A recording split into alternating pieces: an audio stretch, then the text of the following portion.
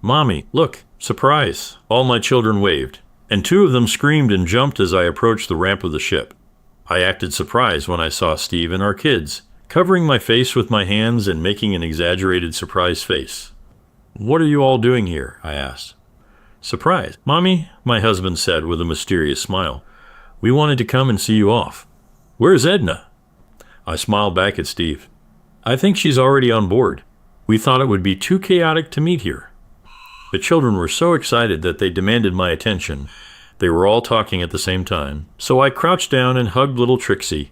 At 3 years old, she had just stopped wearing diapers, but still had the chubby arms and legs of a toddler. Like her older sister, she was a talker, and her lisp was just too cute. "Are you going on that big ship?" she asked with her wide blue eyes. "Yes, I'm going too. What will you do on a big ship?" "Well, you can swim there, watch movies, have a gym and a cafe, so I'll be busy. I want to go on a cruise with you, Mommy." "Well, not this time, but maybe one day we can go as a family, okay? How long will you be away, Mommy?" Katie was already tall and thin, but just 2 years ago she looked like Trixie and Steve. She had almost white hair. We loved spending time outside, and the summer sun would bleach their hair, while I could only pick out a few strands of my brown hair. My tan made up for it. However, it's 5 days and 4 nights, so I'll be home Friday afternoon. Katie's bottom lip curved into her too cute grimace. I kissed her little nose. "Don't worry, sweetie, everything's okay. I'll come back before you even realize I've left. We'll miss you, Mommy." Charlie was like my mini-me. Even at 8, he resembled me a lot. But his behavior was just like Steve's. Serious, hardworking, dependable. I sometimes worried he didn't know how to have fun, but I knew he'd always be responsible. "I'll miss you too, but Dad will be here for you. He'll take good care of you." "I know," Charlie said, "but we want you home too." "I love you all so much," I said, hugging them all and squeezing them in my arms. Trixie and Katie twirled and giggled while Charlie stood motionless. "And I'll be home before you know it." I stood up and grabbed my roller carry-on bag. My other suitcase was already loaded onto the ship. I turned to kiss Steve, but he was gone. I looked around but didn't see him. "Children, do you see Daddy?" They looked around in confusion, and since they were small, they couldn't see much. My eyes scanned the crowd of hurrying people, but he was nowhere to be seen. I looked at my watch and saw that I only had 5 minutes left to get on board. I called his number, but it immediately went to voicemail. He must have been talking to someone. "Steve, where are you? I need to get on the ship. Please hurry back." The children looked at me and they looked worried. I smiled brightly. "I'm sure he just went to the toilet or something. He'll be back soon. What are you going to do with Dad while I'm on the cruise?" "We're going to go to the pool." Trixie loved the water, especially the local pool. Dad said we could go to McDonald's for dinner one night. "Oh, he said that, didn't he? Make sure it's just one night, okay?" I was making fun of Katie. She twirled and giggled. "We're going to play mini golf tomorrow night." "Do you think you'll beat Dad this time, Charlie?" I asked. "I think he lets me win sometimes." Charlie looked serious, and it made me a bit sad to see him growing up. "You still have to aim well," I reminded him, echoing Steve's words from their games. "If you make your shots, it doesn't matter what Dad does." Charlie managed a small smile, and I hugged him before standing up. I wondered where Steve was. I carefully examined the area and saw 2 uniformed men heading towards the ship's ramp. Crap. I ran towards them, keeping the children in sight. "Sorry, I have my boarding pass, but my husband ran to the toilet and hasn't returned yet. I can't leave my children. Can you wait a couple more minutes?" The young man raised his eyebrows and looked at the older man. I called Steve's number, and it went to voicemail again. "Steve, I'm going to miss boarding. Please hurry." I called him again, hoping that this time I would get through. Did not work out. I looked at the sailors and shrugged. "I'm sure he'll be back soon. He knows I need to get on the ship. Sorry, madam. We need to get this ship sailing." I quickly sent a text message. "Missed the ship." As I walked back to the kids, I called Steve again. "Thank you, Steve," I said, feeling a mix of emotions. "I missed the ship. I can't believe you left me like this. I hope you have a good reason." I watched sadly as the gangplank moved away from the ship. So much for my vacation, I thought to myself. My phone buzzed, and I saw a text. "Oh no, what happened?" I replied quickly. But I knew I had to focus on my children. "I'll deal with this later," I thought. I gathered my children and took them to a shady bench to wait for my husband. "Mommy, aren't we going to the ship?" one of them asked. Not today. Sweetie, I said. Daddy had to go somewhere, and I couldn't leave you alone. I didn't want to defend Steve at that moment. Lately, he had been acting strangely. He worked late some nights, and even when he was home, he seemed distant and distracted. He hardly spoke to me alone. In fact, instead of spending the evenings with us as usual, he would go to Tony's bar or work in the yard until dark. He also checked his phone more often. One morning I got curious and checked who he was texting with and discovered that he had put a password on his phone. Did he cheat on me? This thought made me nervous, but it couldn't be Steve. He was so conscientious, but something has changed. And now this, he knew how much I was looking forward to this cruise. A little break from the endless demands of being a mother, a wife, an employee, a daughter, and all the other things that were piling up. 5 days off for himself didn't seem like too much to ask. And when I first mentioned it in April, he was thrilled, but he pulled a surprise. Luckily, poor Katie couldn't keep a secret to save her life and then disappeared. I was more than a little annoyed with my husband. Where was he? We waited in the shadows for almost half an hour, and by then I had already run out of ideas to distract them. Trixie was moody and Katie was just around the corner. I tried calling Steve several times, but it always went to voicemail. My irritation decreased and my anxiety increased by the minute. Where could he be?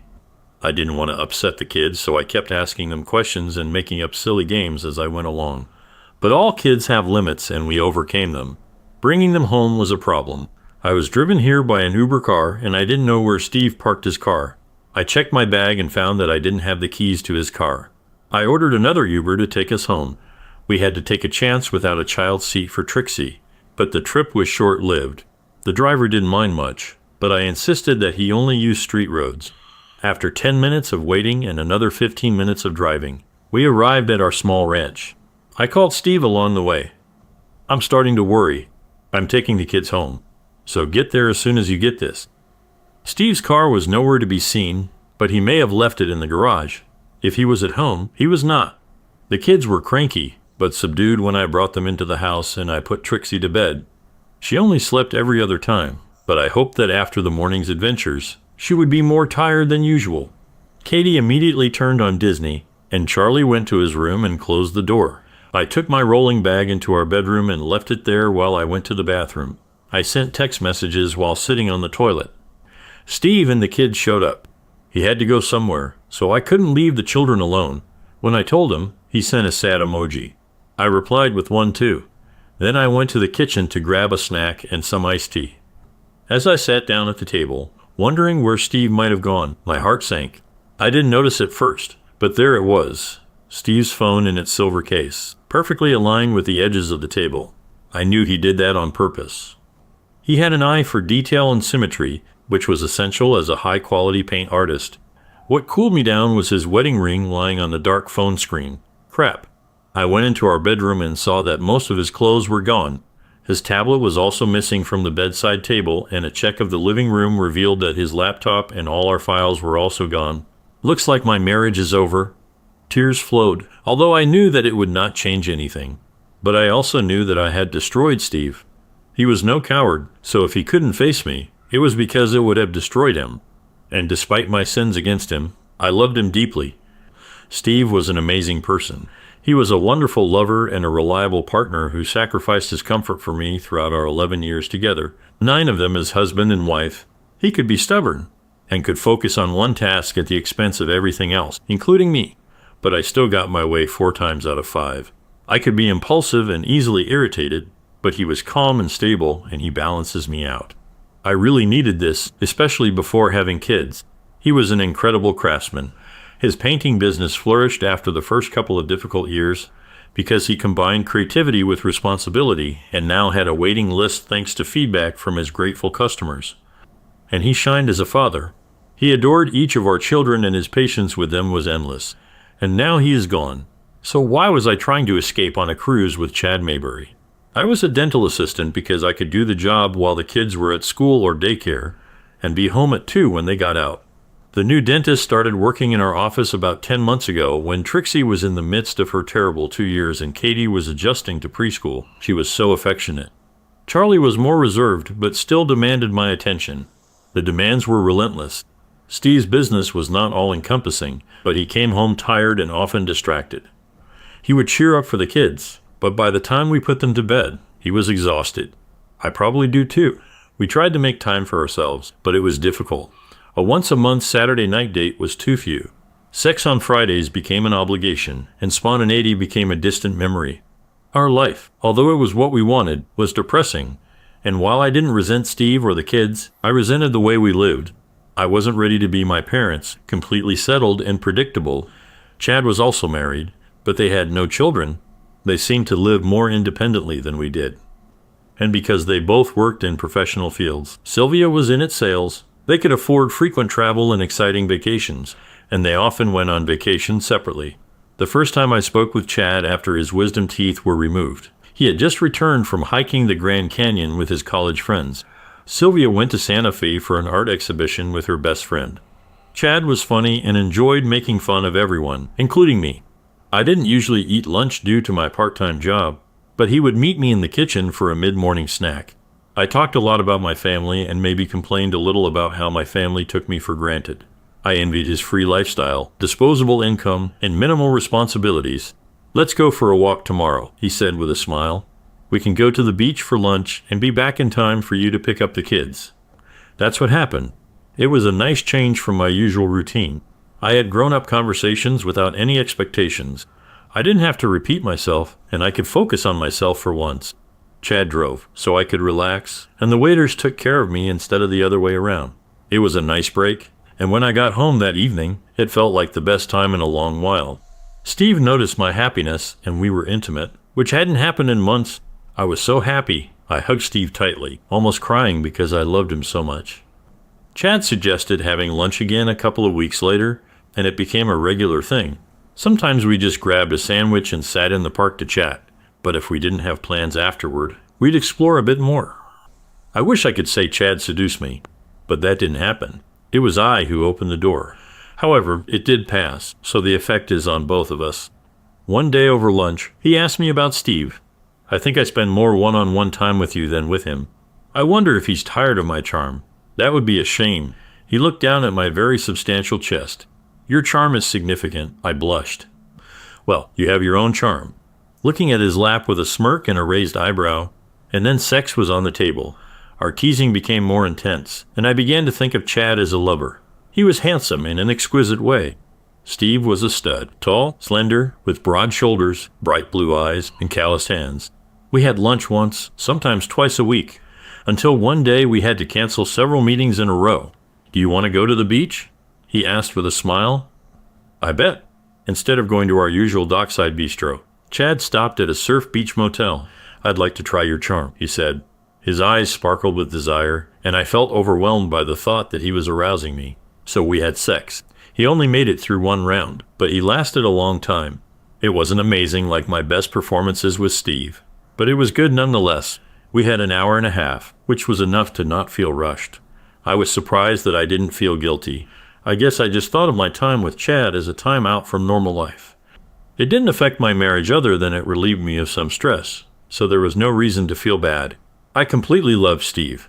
He was my life partner. Chad was just a trip to the gym or a nice massage. We never planned our affairs, allowing the universe to determine our possibilities.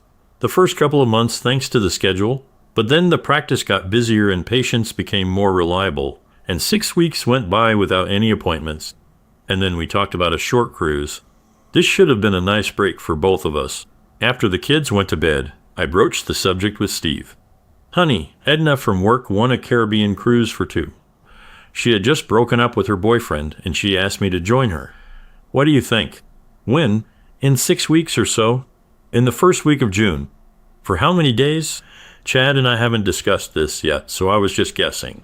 I think it's for 5 days. I can clarify. That sounds like a good idea." "You've worked really hard here."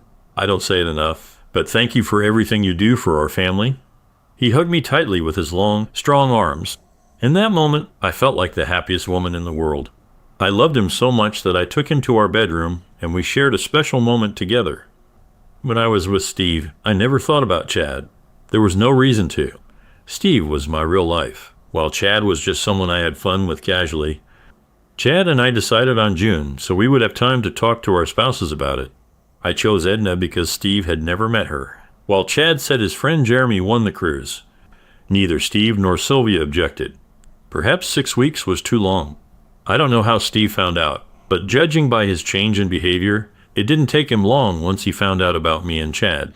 I wondered if he had arranged for Katie to tell me they were going to surprise me at the dock. So Chad and I had to board the ship separately, and now I was looking at Steve's phone and his wedding ring, and I had absolutely no idea what to do next. It looked like I was going to become a single mother, which left little time for anything other than childcare. If I thought my life before was a thankless task, I suspected it would be even more depressing now that I would be doing it without a partner. Crap. I took a deep breath and started making phone calls. I started with his brother. Hi, Paul. Have you seen your brother today? No. Was he late? Were you more reserved? Did he know? Was he lying to me? God, how I hated this. Okay, thank you. If you hear from him, please tell him to call me. I had the same talk with his parents. They asked why I wasn't on the cruise. Then I talked to his sister Beth, his cousin, and 2 best friends. I felt like they might know something, but their answers were normal, so I figured it was just me being paranoid. The kids came looking for me, so I switched to mom mode for dinner. While we were eating macaroni and cheese with baby carrots, my daughter Katie asked, "Where's Dad? He said he'd be home this week." "Well, our plans have changed, honey," I said. "I'll be here now." "But where is Dad? He always comes home for dinner." "Charlie, do you know where Dad is?" Charlie looked at me seriously and then slowly shook his head. No. I believed him. Steve would never burden his children with something like that. I smiled and distracted them with questions about their summer camps, but I began to panic. I suppressed my anxiety, cleaned the kitchen, and then sent the girls to the bath. It was after 8 when Katie and Trixie went to bed, and I left Charlie reading in his room for another half hour before returning to turn off the lights. Looking at his phone, I knew I couldn't contact him that way, so I typed an email on my screen and sent it to his personal and work email addresses. "My dear Steve, I hurt you deeply and I'm so sorry. I love you despite what you may think about my actions. I would like you to give me a chance to show you that what I write is true. Please come home. I really need you, but if you can't do this for me, then please come back for the sake of our children. They're already upset that you missed dinner today, and they'll only get more scared and worried the longer you're gone. Please go back to your family. I love you and only you." I didn't sleep for a long time, hoping for an answer. I ignored the text from Chad asking how I was doing. Finally, a little after 10, I went to bed. I needed to be fresh for my babies in the morning. I hoped the new day would bring something from Steve, but he didn't bring it. But I got a call from my husband's sister, which burned me. "What the hell is wrong with you?" she screamed when I answered. "What? What do you mean?" My brother might not always remember everything you ask him to get from the grocery store because he won't write it down, but he's a good person. He's the best person I know. So why are you cheating on him?" I don't know what you're talking about," she stammered. "What did he tell you?" "Steve didn't say anything to me," I replied. "Paul had to pick him up from the drunk tank this morning. He was in bad shape. His lip was split and his face had scratches all over. Paul thought he was still drunk. And he told Paul that you don't love him anymore because you're cheating on him with a guy at work." Crap. My heart broke once again for Steve. He never drank much. And when he got drunk, he just became funny. Being so big and strong, he could hurt in a fight. But he was such a kind guy, and he always relieved tension by talking. He had never fought in all the years that I knew him, and there were no stories of fights before either. What did he do? What have I done? I need to talk to Steve. Is he with Paul? I don't know where he is. But Jesus, how can you cheat on the best guy in the world? I didn't have an answer, so I said, "Trixie wanted me," and hung up. How could I cheat on Steve? The only thing that came to my mind was that I didn't cheat on Steve, at least not in my mind. My relationship with Chad had absolutely nothing to do with my marriage. Nonsense, I know, because marriage, if it is right, should always be full and permanent. No breaks, no vacations. It can be exhausting, but this connection should never be broken. Otherwise, you will only be left with ashes and relatives hurling abuse at you. Now I saw it completely clearly. Realizing that I had destroyed a good man whom I loved, I needed to contact him to see if there was anything I could do to improve this situation. I called Paul, but no answer. So I called his parents. I thought the conversation with his sister was bad, but I would have preferred it 1,000,000 times over another conversation with Steve's mom. "Hello? Hi, Margaret. Is Steve there?" All I heard was a sob and then silence. Margaret, are you okay? Silence. Are you here? Margaret, finally the trembling whisper answered. I was so glad when he found you. I thought you were the best thing that could happen to my son. He was so happy, but you were the worst. Stunned, I waited for her to finish. But it seems like she's finished talking because the conversation stopped. Oh no. If Trixie hadn't come in and asked me to tie a bow on her doll's dress, I would have fallen apart right then and there. But I had to take care of my children, so I put on a smile, and we got through the rest of the day. My children were innocent, and I knew I had to do everything to protect their innocence for as long as I could. This went on for another day. They started to get more confused and upset that Steve wasn't home with us. So I had to tell them that their dad was staying with his brother. I tried to explain that he loved them very much, but we had a disagreement, and we needed some time apart. They didn't want this at all, and Charlie seemed especially upset. Is Daddy coming home? Of course, expensive. We need to discuss some things, but he loves you and your sisters so much that he won't be gone long. He loves you. I hope so. I smiled in self-defense as his question pierced right through me. Sometimes parents fight, and we need to talk about it so we can be happy again. But even when we're upset with each other, we always love you. He nodded seriously and left. My heart broke again. Considering how protective Steve's friends, and especially his family, were of him, my secret was well solved. He was wounded, badly wounded, but I couldn't get even a hint of where he might be. When they did not evade my calls, his defenders grew petrified. Nobody said anything about him. I left messages with the few people who spoke to me, begging Steve to call me, or at least set up a meeting with the kids. I only cried when the children could not hear me, but then I cried bitter tears. We were so perfect together, but now we are not, and never will be. 5 lives are directly affected, and who knows how many others are indirectly affected, and it's entirely my fault. My hope was gone by Thursday evening. I'd run out of ideas and resigned myself to waiting for Steve to make the first move, wondering when I might hear from him, hoping it wouldn't be through a mediator in a lawsuit. I went to bed that night sadder than ever.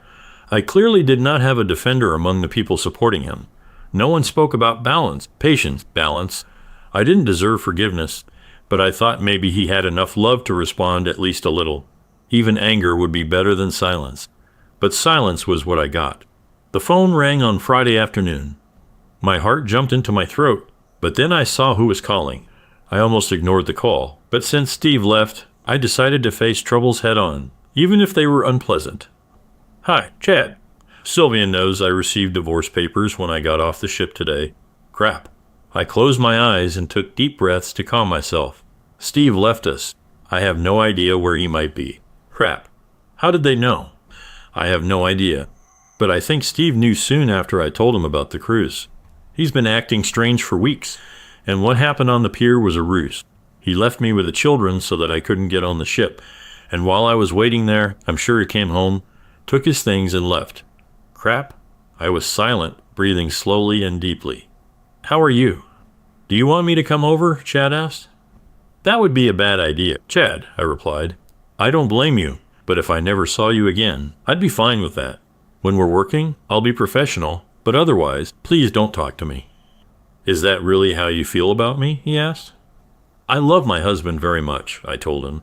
I don't know why I went with you, but it ruined my chance of a happy life with Steve and my children. I don't want to be reminded of my mistake. I understand, Chad said. Well, if you change your mind, call me. I don't give up on friends, and I certainly don't give up on lovers. Bye, Chad. Lovers. Apparently, everyone except me saw us that way, but I never loved him. Not for a minute. I only loved Steve, but Steve will never believe it again. The weekend was terrible. Steve was unavailable, and the children became increasingly frustrated. Trixie had 2 unpleasant incidents on Friday night, and Katie suffered from nightmares and slept with me on Saturday. Charlie was stoic and strong as always in the face of all the sadness, and that was even worse for me.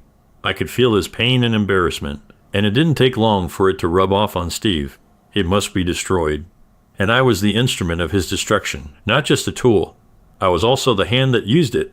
He was the man I vowed to love and respect for the rest of my life, and I destroyed him with excessive cruelty and without hesitation. I read once that every person is the hero of their own story. I became the exception to the rule. I was extremely cruel to the person who should have been the most important to me, Instead, I showed myself that I was the most important. I really wanted to escape, to go where my friends couldn't find me. It wouldn't change what I did, but at least I wouldn't have to deal with a judgment every day. But I couldn't do it. My kids needed me to be there for them, no matter what was happening with me. With Katie beside me in our bed, I decided to be the best mom I could be.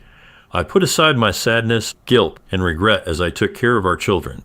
I might not be Steve's wife anymore, but I was determined to be the best mom to Charlie, Katie, and little Trixie. When I got up on Sunday morning, I had a new determination. I made waffles, bacon, and orange juice for the kids, then let them watch TV in the living room while I cleaned up.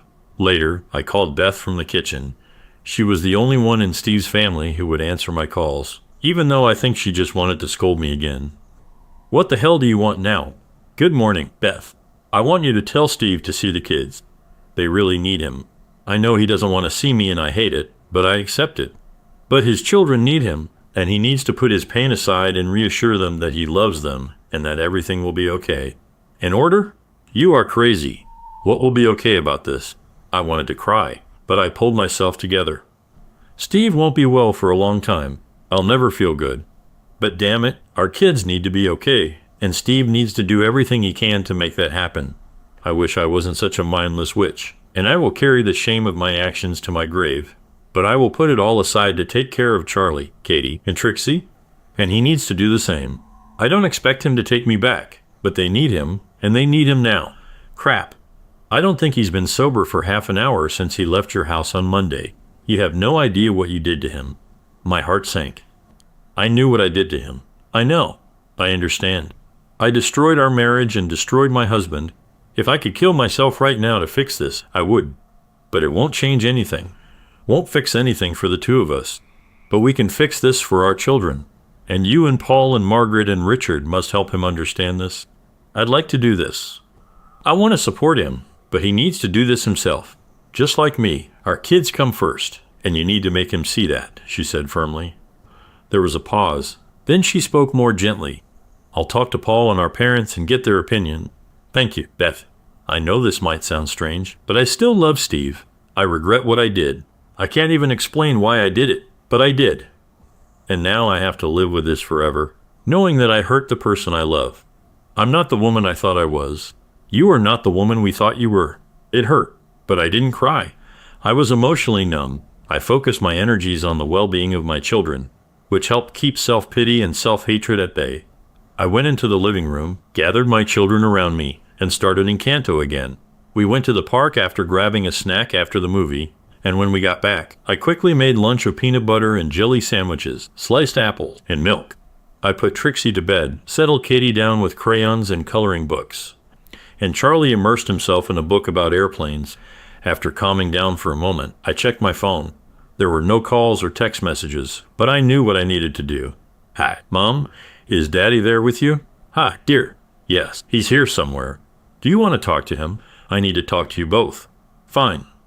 I think he's in the backyard." "I'll go check," she said. Then, addressing me as children, she asked, "When will you and Steve bring them to us?" It nearly made me fall apart. My determination faltered for a moment, but I stayed strong. "That's what I want to talk about," I replied. "Concern?" she asked. "Are you okay?" "I need to talk to you and Dad." "Well, he's right here." They discussed putting it on speakerphone for about 40 seconds, not losing patience as they kept messing up. They were both delighted when it finally worked out, and congratulated each other on being so capable. My parents adored each other. I will never have this. "What's wrong, honey?" I took a deep breath. "I wanted to let you know that Steve has moved out. He found out that I had an affair. I don't know what will happen next, but you need to know about it." The telephone line was filled with thick silence. Are you in love with another man?" Mom asked. "No." She couldn't help but let out a short sob. "No, I love Steve. I love him so much. I don't know what I did with anyone else." Still silent. "Any chance you can fix this?" "I don't think so. Steve left on Monday and hasn't responded to anything I've said since. I don't know where he is. His sister says he is devastated.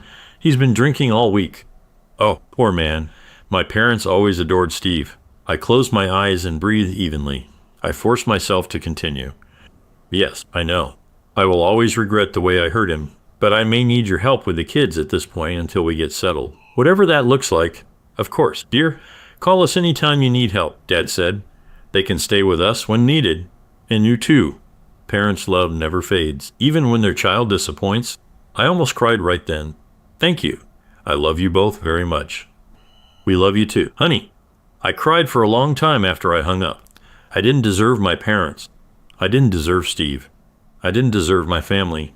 But they all needed me, and I had to be the best I could be for all of them. This commitment was my lifeline. I couldn't drown myself because the people I loved needed me, even if they didn't love me anymore. Beth called back. Steve wants to see the kids. Can you take them to our parents in an hour? I asked. Sure thing. Thanks, Beth, she replied. They really miss him. I hope having them around gives him something positive to focus on. He's going through a tough time. I know he doesn't want to deal with me, but if you think there's anything I can do to help, just let me know. I really care about him. I know I've lost my right to impose, but I'm here for whatever he needs from me. Fine. The kids were extremely happy to see Steve, and they were excited about going to see their grandparents. Katie and Trixie rushed to the door as soon as I let them out of the car, but Charlie stayed behind. Aren't you coming with us? Not today. I have a couple things to do, but I'll be back for you in a couple of hours, okay? He nodded, serious as ever, and walked towards the door, where Steve's mom was waiting for him with a big hug. She didn't even look at me. I returned home and cried again. The house seemed both suffocating and empty. Everything seemed smaller, more compact, and nothing mattered. Family photographs mocked me. They looked ancient and frozen, relics of another time. They could have been in sepia. The furniture, books, DVDs, and video games seemed like they belonged to an era long closed. I felt like I was visiting my family's museum, looking at history. I pulled myself together as best I could before returning to get the kids. I barely recognized them. They were all subdued when Steve's mom walked them out the door to my car, and they were very quiet on the way home. I brought them inside and made dinner. I cooked some chicken, heated up frozen potato sticks, and chopped some red peppers and carrots. I love my kids, but they mostly like simple foods that are high in carbs. I figured it's not worth arguing over right now. Right now, they just needed comfort. No one ate a lot. Charlie went to his room, and I sat Katie and Trixie in front of the TV while I cleaned up the kitchen. I was almost done when I saw Katie standing in the doorway, looking at me. Mom? She said softly. Yes, sweetheart? Why is Daddy so sad? What do you mean, Angel? He cried a lot. I think he was just happy to see you. Sometimes people cry when they are happy. You know he loves you very much. I know. He said that too, but then he still cried. I hugged my child, riding the waves of regret again. I ruined Steve's world. My love for him was the foundation of the tower he built for his life. And when that stone came out, everything else came crashing down around him. He couldn't even keep his emotions together for his children. I knew he would get better eventually, but the question was how well. I love Steve. I knew this with every cell of my body, and I hurt him as much as I could. Perhaps I could heal him. After all, I knew him better than he probably knew himself, but he wouldn't give me that chance, and I couldn't blame him. But I also couldn't let him suffer like that. He didn't deserve this, and my children don't deserve a broken father. My father always told me that if you break something, you have to fix it. So that's what I needed to do. I couldn't make Steve the man he was before my betrayal, but I could make him a much better person than he was now. With or without his cooperation, I had two things to work with. The first is our children. The second was how well I knew him. Children, do you know how sad your dad is? They all nodded. I have some ideas to make him feel better. Do you want to hear them? I asked. Their excitement almost made me cry. They were wonderful kids, and they adored their dad. What does your dad like to do the most? I asked. Trixie loves when he tickles her, Trixie shouted, making us all laugh. And Dad loves watching videos of us, Katie said. He also loves ice cream, Trixie added. I smiled. It seemed I might need to take charge and make some plans. He likes to fish, Charlie said quietly. He loves you all very much, and he loves fishing. What else? He likes to do things in the garden, Charlie said again. Yes, he loves to do it all. Do you think he would enjoy doing some of his favorite things with the people he loves the most? They all nodded again, eyes wide. I think he would really like it if you offered to do some of his favorite things with him. Can you do that next time you see him? When will he come home, Mom? I don't know, honey. but you may see him at his grandparents' again very soon. Now, who wants to take a bath first? After I put the girls to bed and Charlie was in his room reading, I called Beth. "What the hell do you want now?" she said in a tired voice. "You haven't done enough yet." "I know what I did, Beth, and Steve did nothing to deserve what I did to him. But now he needs to make our children his priority. They need him, and he needs them too. We can help him start to heal, and that starts with him spending time with the kids." "For what? Why, what? Why are you doing it? You destroyed my brother, and now you want to help him. I never intended to hurt him. Despite all the evidence to the contrary, I love Steve deep. I've always loved Steve, and I know that we can't be together now, and maybe never will be again, and it breaks my heart. But I know how he can be healed, and I will do everything I can to help with that, even if he never speaks to me again." I was surprised Beth didn't answer, so I continued talking. "I want him to see the children every day. It could be at our parents' house, or it could be here. It would be better here. I can leave while he's here. In fact, maybe we can share this house 1 week each. This way the children will remain in a familiar environment. The children will help him recover, and their love will help him recover. He's going to divorce you." It was like a white-hot knife in my chest. I hesitated, but took the blow upon myself. I deserve it. I thought so, and I will mourn this for a very long time. But that doesn't change what we need to do to help him. Please, Beth, help me. Help him? Fine. I'll ask him to see the children. I'll talk to Paul and our parents about your idea of sharing your house. It makes sense to me, but only if you're not there when he's there. I will do anything short of abandoning my children. I don't want to hurt him anymore." She hung up without saying a word, which I took as progress, considering how likely it was that the word would be a slur. Work the next day was a little surreal. I swapped procedures with Edna so I wouldn't have to work closely with Chad. We were hyper-aware of each other, but no one else knew that our lives had fallen apart last week, so everyone treated us the same as always. Edna asked me how the cruise was and laughed at Steve's confusion about her accompanying me. He called her to arrange some gifts for me while I was on the ship, and asked her to keep it a secret after he apologized for the confusion about who I was going with. I forced a smile to hide my pain and told her that I couldn't leave the kids in the end. But it was still nice to have a break for the week. She praised what a great husband I had for surprising me like that. Afterward, I spent 10 minutes in the bathroom quietly crying. When I picked up the kids on the way home, I got them settled. I realized I'd been relying too much on TV to distract the girls, so I decided to try something different once things calmed down. Right now, I just couldn't manage our usual games and activities. Our dinners were usually simple, but I tried adding things like blended spinach to spaghetti sauce to make them eat a bit healthier. Today, though, I just popped a couple of frozen pizzas in the oven and chopped up an apple, but I knew this couldn't become a regular thing. When Beth called, I took a deep breath before answering. Steve said he wanted to see the kids. He liked the idea of taking turns having them at the house. I suggested it as my own idea, just in case he ever talks to you. If he knew you suggested it, he might not agree. Thank you, Beth. I don't need credit. We just need to get Steve, Charlie, Katie, and Trixie together so they can feel complete, I told her. When does he want to start? She asked. Tomorrow, I replied. The idea of being the kid's only parent for a week seems to comfort him. He hasn't had a drink today. He's still very sad, but he focuses better when he thinks about the kids. I appreciate your help, Beth, I said. Don't mention it, she replied. I'm serious. If you ever tell Steve I suggested this, he'll disown me. I let out a bitter laugh. It was either laugh or cry again. It was the mother of all mistakes, wasn't it? I couldn't destroy my family anymore, even if I wanted to. Beth fell silent, but I could feel the tension in her wavering. Finally, the words came out of her. Why? For God's sake, why? I don't know. It was like a break. Chad was friendly and nice enough, but I didn't like him at all. I don't even find him particularly sexy. But he paid attention to me simply as me and not as a wife or mother or anything else. He just loved spending time with me. Sex happened quite suddenly, but it wasn't passionate. It was just fun. Something we did for fun. I destroyed my marriage for what was nothing more than a few trips to the gym. And on a cruise, I don't know what I was thinking about this. I simply disconnected Chad from the rest of my brain. Now this disgusts me.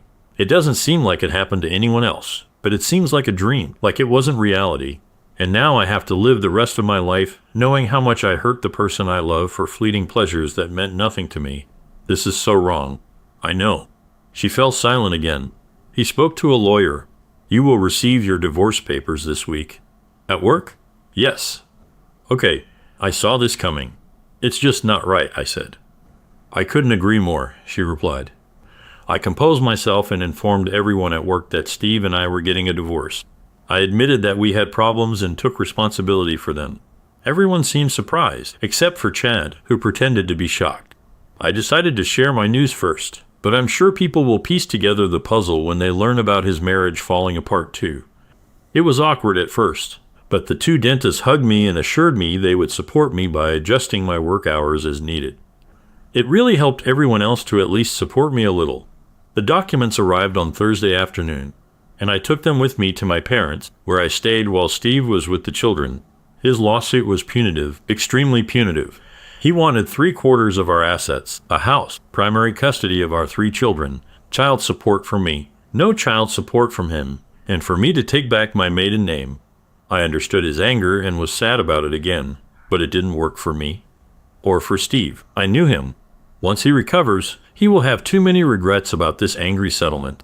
And if our children were to get through our divorce as healthy as possible, they needed to see us treat each other kindly. When I met with my lawyer, I insisted on a fair offer and indicated that I had no intention of bidding. I accepted that my marriage was over. I realized that I had no right to ask Steve for any communication. I would really like to talk to him, but we have told his lawyer that I will only do so in response to a request from Steve. He never asked for this. I made no claim on his business and offered to divide our other assets equally, share the house on a rotating basis until Trixie finishes school. Then we would split the cost of it, shared custody of the children, no child support on either side, and no spousal support. I wasn't going to give up his last name until Trixie's graduation, but if he still wants it, I'll do it.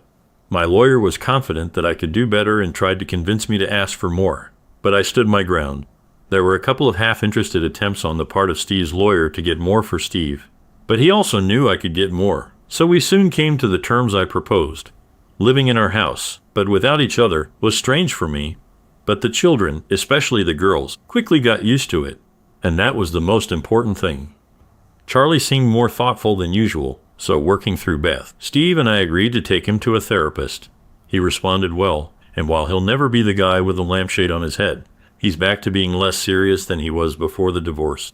Beth organized weekly shifts by arriving half an hour before her shift, so either Steve or I would leave when the other one arrived. Even though he didn't talk to me, Steve always stood tall in front of the kids. Well, almost always. He took down every picture of me and placed them facing the wall in the office. I always hung them back for my week and then put them away before going to my parents. He never said anything bad about me to the kids and made sure they didn't hear anything negative from his family. I respected his boundaries. I felt like I owed him more, but he only allowed me to do that much for him. I worked full-time at the clinic, and my parents would take care of the kids until I got home during my week with them. It wasn't a perfect life, but I had my children, my parents, and my job, all the things I enjoyed.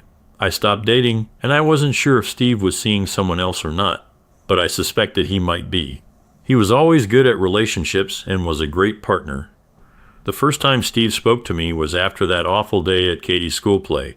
I waited while he and his parents found seats. Then I sat on the other side of the room, behind them, so he wouldn't see me. Trixie was with me, and Charlie was with a friend that night. When Trixie saw her dad after the play, she ran to him. I followed a few steps behind her and stopped a few feet away when he picked her up, making her yelp and laugh. Seeing their love made me smile. His gaze quickly found me. He always did this when we were a couple and nodded to me. I smiled at him. I still loved him, even though I knew I couldn't be with him. We thought we'd take Katie out for ice cream to celebrate her performance. Can I visit her for a moment? I thought the same thing. But now I will always rely on him. Certainly. Why don't you take Trixie with you too? He smiled a half smile that did not reach his eyes. Thank you. We won't stay long. I'll go tell Katie and she'll meet you in front of the stage. I need to buy her suit. She was a manta ray, and I thought she killed the role. Fine. He turned with Trixie in his arms and walked towards the edge of the stage with his parents. And that was all. I didn't feel any love, but I didn't feel any tension either.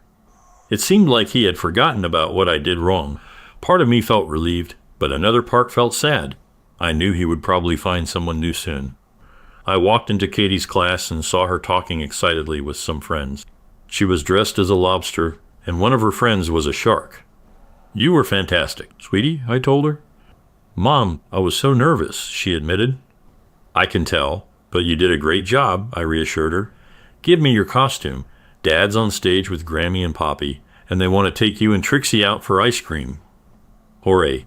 Will you come too?" "Not tonight. I need to go home and clean the kitchen." After dinner, we had to hurry. I made sure Katie got to Steve and his parents. They made a big fuss about it, which made me smile. The guys looked like they were going to be okay. When I slipped away, my throat tightened. There will be joy ahead, both for Steve and for me, but probably not together, and not nearly as much as I sacrificed with my stupidity. I hoped Steve would find love again. He didn't deserve what happened, and he deserved to be happy. But now, he had to find that happiness on his own. The same went for me. My husband is delusional. What should I do? I'm a 32-year-old woman who's had enough of my marriage. My husband, 38, has been physically and mentally abusive over the years. He's thrown me down while I was pregnant with our first child, threw furniture at me during the second pregnancy, and once left me stranded in a parking lot without my phone. Despite this, he seems to forget what he's done. I've been silent about the abuse until now. For the past 2 years, I've been having an affair with someone truly amazing. He's the first person I ever fell in love with, 15 years ago. We reconnected 2 years ago and instantly connected. I've been honest with my affair partner, and he's been patient and understanding. 3 weeks ago, I was rushed to the emergency room, and my husband discovered my affair by going through my phone. He's now aware of my cheating, but he's in denial about it. My husband told me he doesn't care that I cheated and that I have to stay in this marriage. He threatened to kick me out of the house, even though we both own it, and take away my kids if I leave. He also said he'd tell them about my affair. Now, my husband is acting fake and trying to be better, but I know it's just a facade because he read the messages and saw how kind my affair partner is to me. I don't want to be in this relationship anymore, but I'm not sure what to do because of the kids. Part of me wants to tell them myself, and all of me wants to leave. The sad part is that I don't care how my husband feels. He's never cared about how his actions made me feel. He doesn't realize that I don't need him as much as he needs me. It's not about having the courage to leave him. It's having the courage to tell my kids, and how do I even go about telling them that their parents are going to separate? Please be kind. I know my situation sucks.